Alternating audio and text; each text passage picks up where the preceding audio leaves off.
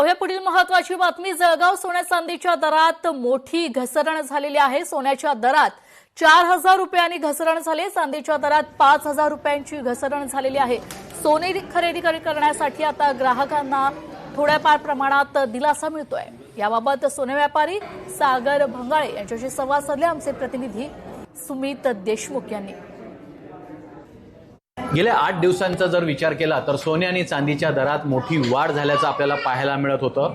ऐन सणासुदीच्या दिवसामध्ये सोने आणि चांदीच्या दरात मोठी वाढ झाली होती। ग्राहक त्यावेळेस कुठेतरी संभ्रमात होते। मात्र आता आजचा जर विचार केला तर सोने आणि चांदीच्या दरात पुन्हा घसरण झाल्याचं पाहायला मिळत आहे आणि सराफा बाजारामध्ये सोने आणि चांदी खरेदी करण्यासाठी मोठी गर्दी केल्याचं पाहायला मिळत आहे। आपण जर बघितलं तर गोल्ड जे आहे 24 कॅरेटचा भाव आज विदाऊट जीएसटीचा जर विचार केला तर 1,58,300 आहेत आणि सिल्वरचा जर विचार केला तर 2,45,000 पर्यंत आज सोने आणि चांदीचा दर आहे। घसरण देखील झालेली आहे। याच संदर्भात आपण सोने व्यापारी जे आहेत सागरजी भंगाळे आपण थेट त्यांच्याशी संवाद साधूया।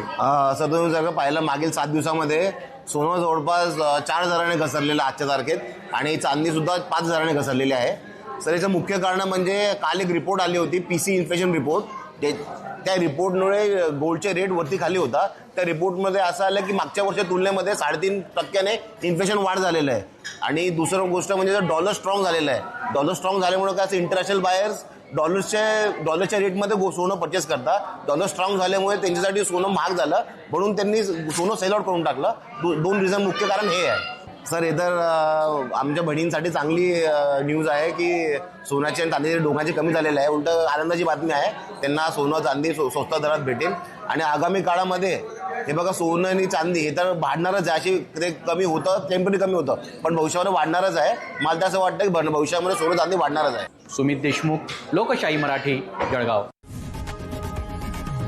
लोकशाही मराठी ऐका, पहा, जागरूक रहा।